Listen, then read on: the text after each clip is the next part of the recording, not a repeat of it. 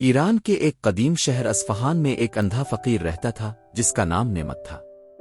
وہ شہر کے بڑے بازار کے دروازے کے قریب بیٹھتا اور آنے جانے والوں سے خیرات مانگتا۔ وہ نابینا تھا مگر دل کا بہت صاف، زبان پر ہمیشہ شکر کے کلمات اور چہرے پر مسکراہٹ رہتی۔ لوگ اسے جانتے تھے اور اکثر اسے کچھ نہ کچھ دے دیتے، مگر نعمت کا ایک اصول تھا، وہ صرف محنت کی کمائی کھاتا، اس لیے جب کوئی بچہ فقیر اسے جھوٹے سکے دھوکے سے کچھ دیتا تو وہ محسوس کر کے فوراً لوٹا دیتا۔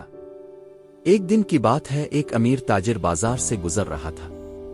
اس کے پاس قیمتی ہیروں کا ایک تھیلا تھا۔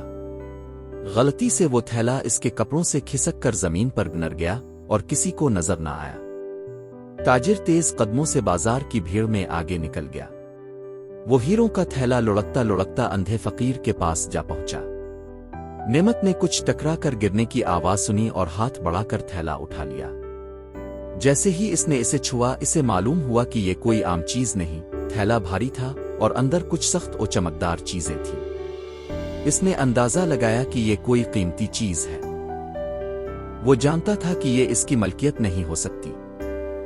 کچھ دیر بعد بازار میں شور مچ گیا کہ ایک تاجر کا قیمتی ہیروں والا تھیلا کھو گیا ہے۔ تاجر بے چینی سے لوگوں سے پوچھ رہا تھا، کیا کسی نے میرا تھیلا دیکھا؟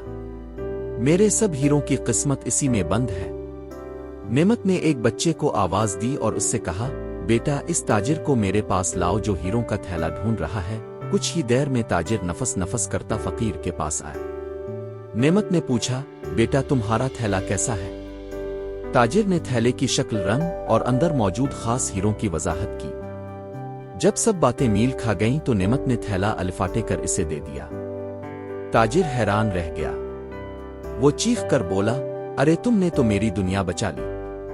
یہ تھیلا لاکھوں کا ہے، تم اسے بیچ کر عمر بھر کے لیے امیر بن سکتے تھے۔ نعمت مسکرایا اور بولا، بیٹا میں اندھا ہوں مگر میری نیت روشن ہے۔ جو چیز میری نہیں وہ رکھ کر میں خود کو دھوکا دوں گا۔ رزق تو اللہ دیتا ہے، حرام سے کبھی برکت نہیں ہوتی۔